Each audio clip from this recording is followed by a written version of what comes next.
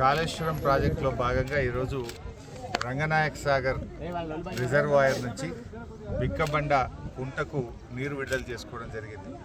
వాస్తవానికి ఏడాదిన్నర కాలంలో కొత్తగా అధికారంలోకి వచ్చిన కాంగ్రెస్ ప్రభుత్వం ల్యాండ్ ఎక్విజిషన్కు ఒక్క రూపాయి కూడా విడుదల చేయడం లేదు.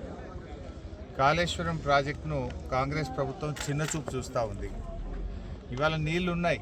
కాళేశ్వరం ప్రాజెక్టులో భాగంగా అటు మల్లన్న సాగర్లో, కొండపోచమ్మ సాగర్లో, రంగనాయక సాగర్లో, అనంతగిరిలో, మిడ్మానేర్లో నీళ్లు ఉన్నాయి. కానీ ఉద్దేశపూర్వకంగా కావాలనే ఇవాళ కక్షతోని కాంగ్రెస్ ప్రభుత్వం ఈ ఏడాదిన్నరలో కాళేశ్వరం ప్రాజెక్టుకు ఒక్క రూపాయి కూడా విడుదల చేయలేదు. కొత్తగా ఒక్క ఎకరా భూసేకరణ కూడా చేయడం లేదు. ఇవాళ కేసీఆర్ గారు మంచిగా ప్రాజెక్టును కట్టి ఇవాళ బంగారంలో నీళ్లు తెచ్చిపెట్టింది. సిస్టమ్ అంతా రెడీ ఉంది. పంప్ హౌజులు రెడీగా ఉన్నాయి, రిజర్వాయర్లు రెడీగా ఉన్నాయి, సబ్ స్టేషన్లు రెడీగా ఉన్నాయి, టనళ్ళు పూర్తయిపోయినాయి, మెయిన్ కెనాల్స్ పూర్తయిపోయినాయి, డిస్ట్రిబ్యూటరీ కెనాల్స్ పూర్తయిపోయినాయి. ఏమున్నా ఇంత భూసేకరణ చేసి పిల్ల కాలువలు తవ్వితే రైతాంగానికి నీళ్లు పోయే అవకాశం ఉంటుంది. కానీ ఈ సంవత్సరంన్నరలో ఒక్క ఎకరా కూడా కాళేశ్వరం ప్రాజెక్ట్ కింద భూసేకరణ చేయలేదు. చేయకపోవడం వల్ల ఇలా చాలా చోట్ల కూడా రైతులు సొంత డబ్బులు పెట్టుకొని రైతులే స్వచ్ఛందంగా కాలువలు తవ్వుకొని నీళ్లు తీసుకున్న పరిస్థితి ఉన్నది. ఇవాళ మా కొండంగలకుంట, బిక్కబండ ఈ రైతులందరూ నా దగ్గరికి వస్తే ఇవాళ సొంత డబ్బులతోని మిషన్లు పెట్టి కాలువ తవ్వి ఇవాళ భూసేకరణకు కూడా నష్టపోతున్న రైతులకు కూడా డబ్బులు ఇచ్చి ఈ కాలువ తవ్వి ఈరోజు నీళ్లు విడుదల చేయడం జరిగింది. అంటే వందలాది ఎకరాల్లో పంట కాపాడడానికి రైతుల కష్టాన్ని చూసి ఇవాళ ఈ కాలువ తవ్వించి రైతులకు నీళ్లు అందిస్తూ ఉన్నాం. అంటే ప్రభుత్వం పనిచేయడం లేదు. ప్రభుత్వం పగతో పనిచేస్తుంది. ప్రభుత్వం ప్రేమతో పనిచేయాలి, ప్రజల కోసం పనిచేయాలి, రైతుల కోసం పనిచేయాలి. ఇవాళ నిండా నీళ్లున్న ల్యాండ్ ఎక్విజిషన్కి ఒక రూపాయి కూడా ఇయ్యక ఇబ్బంది పడతావు. నేను నిన్న కూడా ఉత్తమ్ కుమార్ రెడ్డి మినిస్టర్ గారితో మాట్లాడాను. ఇవాళ తక్కువ ఖర్చుతో ఎక్కువ ఆయకట్టుకు నీళ్ళు వస్తాయి అంతే. ఎందుకంటే వడ్డించిన విస్తరలాగా ఉన్నది, బంగారు పల్లెంలో పెట్టున్నది. ఏమున్నా ఇంత పిల్ల కాలువలు తవ్వితే రైతాంగానికి ఆయకట్టు పెరుగుతుంది. కనీసం ఒక 15-20 కోట్లు భూసేకరణకు విడుదల చేయండి.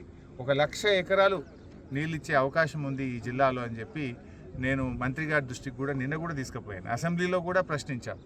ఈ అసెంబ్లీలో కూడా ఈ నిధులు కేటాయించకపోవడం, భూసేకరణకు నిధులు ఇవ్వకపోవడం వల్ల, లిఫ్ట్లు పూర్తి చేయకపోవడం వల్ల రైతాంగానికి జరుగుతున్న నష్టం మీద ఇరిగేషన్ పద్దు మీద చర్చ జరిగినప్పుడు కట్ మోషన్ కూడా ఇచ్చి తీవ్ర నిరసన కూడా ప్రభుత్వానికి చెప్పాం. అంటే రకరకాల రూపాల్లో వారిని కలిసినప్పుడు కానీ, అసెంబ్లీ ద్వారా కానీ, పత్రికల ద్వారా కానీ, ఉత్తరం రాయడం ద్వారా కానీ ఈ ప్రభుత్వాన్ని నిద్రలేపే ప్రయత్నం చేస్తున్నాం. ప్రభుత్వం దృష్టికి తీసుకుపోయే ప్రయత్నం చేస్తూ ఉన్నాం. ఇప్పటికైనా ప్రభుత్వం స్పందించి ఇవాళ కాళేశ్వరం అనేటువంటిది ముఖ్యంగా ఉత్తర తెలంగాణకు ఇది ఒక అద్భుతమైన ప్రాజెక్ట్. ఇవాళ కోకోకోలా కంపెనీ వచ్చింది, ములుగు దగ్గర కోకోకోలా మ్యానుఫ్యాక్చరింగ్ కంపెనీ వచ్చింది. ఎందుకు వచ్చింది? ఇన్ని రోజులు ఎందుకు రాలేదు? కాళేశ్వరం ప్రాజెక్టులో కొండపోచమ్మ సాగర్ నీళ్లు వాడుకోవడానికి దానికి అనుమతి ఇచ్చినాం కనుక కోకోకోలా లాంటి అద్భుతమైన కంపెనీ ఇలా ఈ జిల్లాలో వచ్చి కొన్ని వందల మంది పిల్లలకు ఉద్యోగాలు దొరుకుతూ ఉన్నాయి. వేల మంది దాని మీద బతుకుతూ ఉన్నారు. ఇంకా రాబోయే రోజుల్లో చాలా పరిశ్రమలు ఈ ప్రాంతంలో రావడానికి ఉపయోగపడుతుంది. ఇటు రైతులకు ఎంతో గొప్పగా ఈ ప్రాజెక్టు ఉపయోగపడుతుంది. సో ప్రభుత్వం ఆలస్యం చేయకుండా ఆ కుంగిన 1-2 పిల్లలను తొందరగా మరమ్మతు చేసి ఎండాకాలంలో కూడా నీళ్లను పంపింగ్ చేయొచ్చు. గోదావరి నది ఇప్పుడు కూడా ప్రవహిస్తుంది. ఇవాళ కూడా గోదావరి నదిలో ఈ ఎండల్లో మేడిగడ్డ దగ్గర నీళ్లు పోతూ ఉన్నాయి. ఆ పిల్లర్ను పూర్తి చేసేస్తే, తొందరగా దాన్ని రిపేర్ చేసేస్తే ఇలా అద్భుతంగా వస్తాయి. కాంగ్రెస్ వచ్చినాక ఏం మరి, మీరు వచ్చినాక పెద్దవాగు కొట్టుకుపోయింది ఖమ్మం జిల్లాలో, మీరు వచ్చినాక సుంకిశాల కూలిపోయింది, మీరు వచ్చిన తర్వాత SLBC సొరంగం కూలిపోయింది, అదేవిధంగా వట్టెం పంప్ హౌస్ మునిగిపోయింది. మీరు వచ్చిన తర్వాత ఇలా 4 ప్రాజెక్టులు దెబ్బతిన్నాయి. సో టెక్నికల్గా కొన్ని సందర్భాల్లో చిన్నవి జరుగుతూ ఉంటాయి. మరి ఈ 4టికి మీరే బాధ్యత వహించాలి కదా. మరి ఎట్లంటే ఇలా కాళేశ్వరం అంటే అదొక పెద్ద మెగా ప్రాజెక్ట్.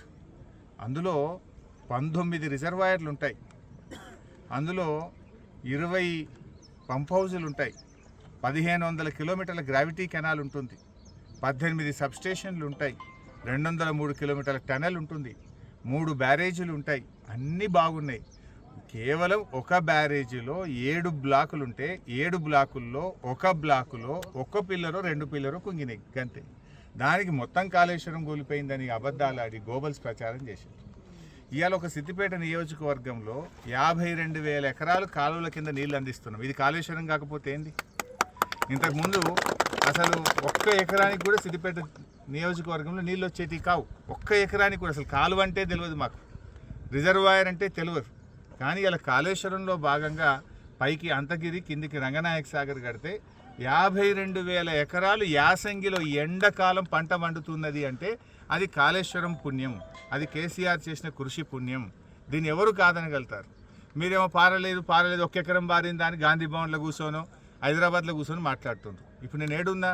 చిన్నకోడూరు మండలంలో మా బిక్కబండ దగ్గర ఉన్నా. ఇవాళ పారే కాలువ సాక్ష్యం, ఇక్కడ పండుతున్న పంట సాక్ష్యం, పచ్చటి పొలాలు సాక్ష్యం. ఎటు చూసినా పచ్చటి పొలాలు ఇవాళ ఎందుకు కనబడుతున్నాయి? ఒకప్పుడు మా దగ్గర యాసంగి అంటే ఊరు మీద 40-50 ఎకరాలు ఏమైనా చెరువు కింద అయితే అయినట్టు, లేకపోతే ఒక గుంట కూడా సాగకపో యాసంగి పంట.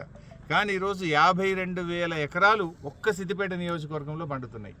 ఇంకా చుట్టుపక్కల అటు చెర్యాలకు పోతున్నాయి నీళ్ళు, అటు గజ్వేల్ పోతున్నాయి, ఇటు దుబ్బాక పోతున్నాయి, అటు సిరిసిల్ల పోతున్నాయి, అటు హుస్నాబాద్ పోతున్నాయి, అట్లా బెజ్జంకి అంటే మానకొండూరు నియోజకవర్గం పోతున్నాయి. ఎన్నో నియోజకవర్గాలకు కూడా కాళేశ్వరం నీళ్ళు అందుతూ ఉన్నాయి. కానీ నిజాలను మీరు దాచిపెట్టి ఏదో గోబల్స్ చెప్పి బురద జల్లాలనుకుంటే పండుతున్న పంట సాక్ష్యం, నీళ్ళు అందుతున్న రైతులే సాక్ష్యం. ఇప్పటికైనా అనవసరమైనటువంటి రాద్ధాంతం వదిలి తక్షణమే ఈ కాలువలకు భూసేకరణకు నిధులు విడుదల చేసి రైతాంగానికి మరింత ఆయకట్టుకు నీళ్లు అందించడానికి కృషి చేయాలని ప్రభుత్వాన్ని డిమాండ్ చేస్తుంది.